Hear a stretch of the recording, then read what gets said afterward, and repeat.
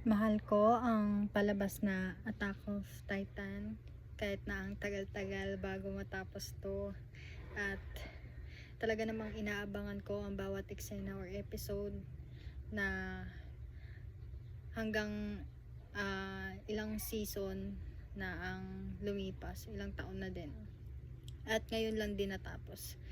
At ang paboritong karakter ay si Levi. Yes, Captain Levi, dahil solid siya kahit na maliit siya, pogi pa rin siya, charot.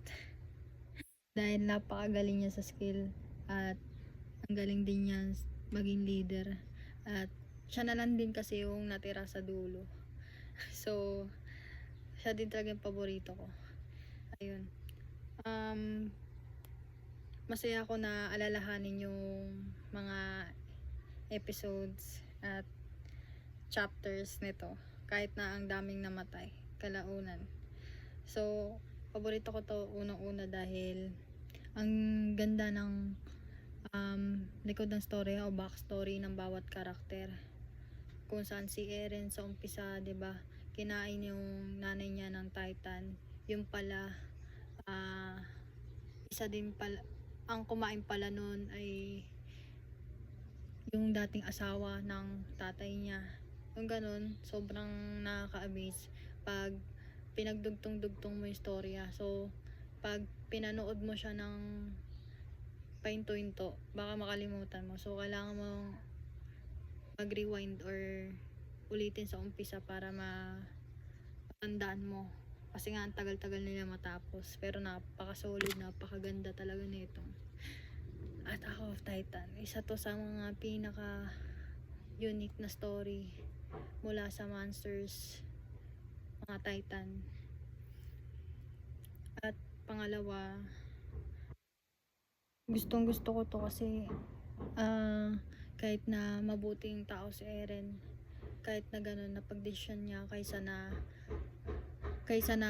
patayin sila, 'di ba, kasi nakakulong sila sa sa malaking pader, sa pabilog na pader. Kaysa patayin sila ng ibang tao, kasi yun din mangyayari at magkakaroon ng digmaan, tinapakan niya na ng buong mundo, trinampol niya lang yung buong mundo para wala nang ang matira na lang sila. Pero kahit ano naman mangyari, kahit sila na lang matira, magkakaroon pa rin talaga ng digmaan, at na-foresee din yun sa dulo. At talaga namang makikita natin na sobrang ganda ng pagkahimay-himay ng istorya na to. Napakagaling ng nagsulat nito. Pangatlo, ang ganda ng character build up. Kumbaga karakter na pagkasunod-sunod kung bakit ganun yung mga nangyari sa kanila. At feeling ko, kahit na kumbaga kahit na may mga unique sila, kumbaga kakaiba talaga yung bawat karakter, may tatatak talaga sa'yo. Ayun, pang-apat, paborito ko to kasi lagi namin to pinapanood, kasama ko yung aking kasintahan, yung boyfriend ko. Pinapanood namin to as aming quality time, parang ganun. Yun yung ginagawa namin. So masaya ako kasi parang napapag-usapan din to sa social media, at nakaka-relate ako dito. Pang-lima, napakaganda ng music, at talagang nakakapagpagandim ng damdamin, kasi meron siyang parang yung starting sa sagi o ganun, sobrang solid. So nire-recommend ako siya para sa lahat.